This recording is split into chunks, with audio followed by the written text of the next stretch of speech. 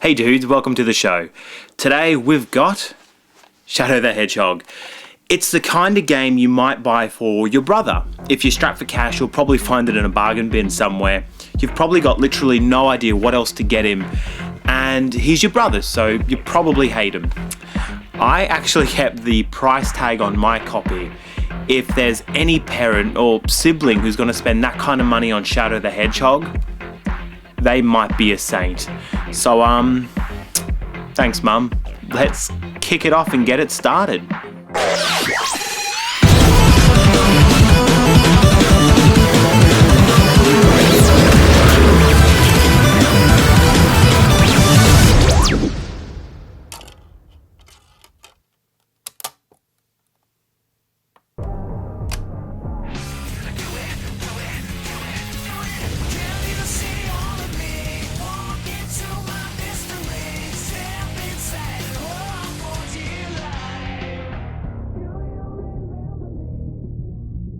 So, is it a bad game?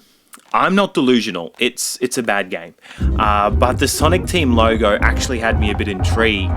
This could be considered a bit of a spiritual sequel or a successor to like Sonic Adventure and the Sonic Heroes series.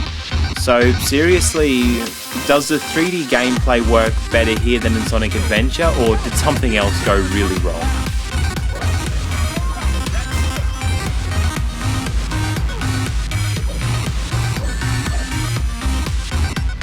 So, at the time Shadow the Hedgehog was released, critics weren't exactly stoked about this mature spin on the story about a blue hedgehog and his woodland friends. The forest and the seaside beach stages have been mostly replaced, with city streets being torn apart. And oh god, the computer network stages. The loops and ramps are all still here, and it looks great as the city or the stages start to crumble around you. But too many times you zoom right off into a pit, or you find yourself scrambling to adjust shadow for a platforming segment. And look, it breaks the flow really badly.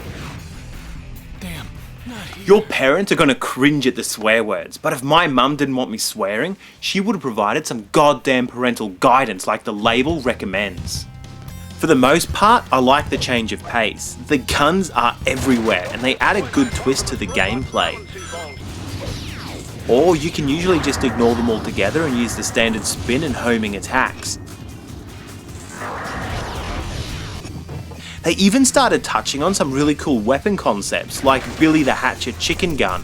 Just a few more. Give it your best shot.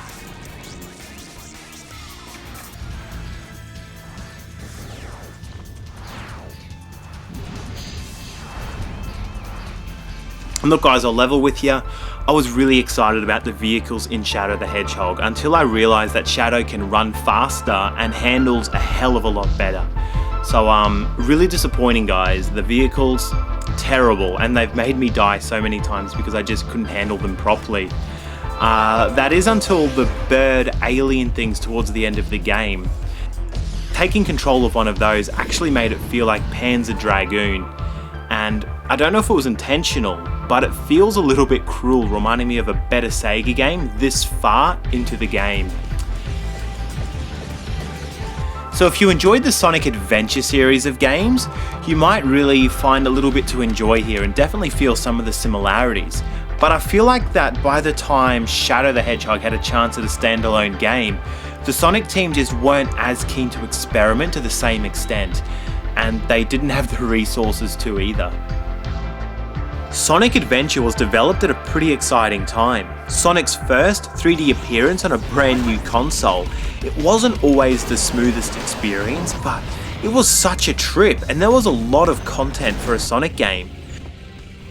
So you're probably wondering how a game like this even happens. Honestly, it worked. Commercially at least, Shadow the Hedgehog drew a lot of inspiration from franchises like Terminator, Underworld, Constantine, but they really knew their demographic. Which is a shame. Not like girls can't play this, but it really feels like they were gunning for the teenage boy demographic. And unlike the timeless feel Sonic games have, the rock metal soundtrack, the dark attitude, and the entire game really feels just dated. Doesn't seem to In all fairness though, this game serves up some amazing looking stages. And some of the worst. And the issues are even the good looking stages have these really glaring design issues.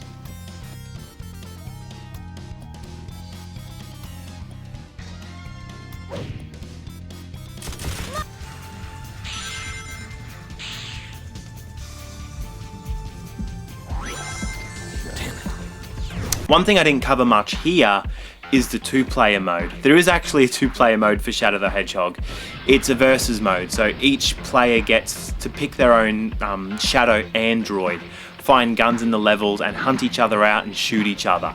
It sounded pretty dull, but if that's your kind of gameplay, then absolutely there could be a little bit more here to look at. The main selling gimmick for Shadow the Hedgehog is this morality system, where you can choose to be good, neutral or bad, and see how the story changes while getting the chance to play through different stages and teaming up with different members from the Sonic universe. It's a pretty diverse cast, which has been a bit of a staple since Knuckles Chaotix on the 32X.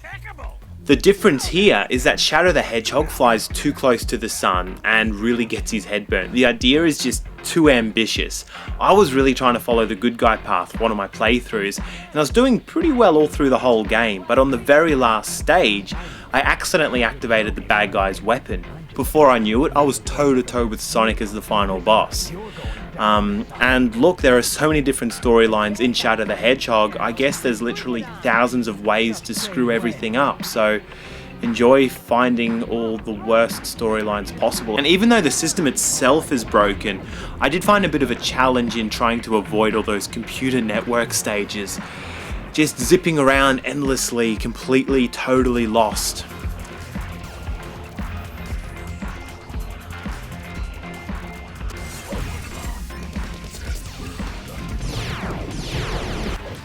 And I'm saying this with a pretty heavy heart, but in the few times I did play through, not even the bosses could save this game. As fun as the Sonic games are, I always felt like the bosses were the highlight for the series, for me personally. But yeah, there's not much to add. So, Shadow the Hedgehog. Feel free to buy it for someone else, unless you're like a super big fan, and I'm talking you could have a channel called The Leftover Culture Review. You might find and enjoy some of that classic 3D Sonic gameplay from the Adventure series, but yeah, for everyone else, you're probably not going to be very impressed. Alright guys, thank you so much for watching, and stay tuned for more Leftover Culture. Cheers guys.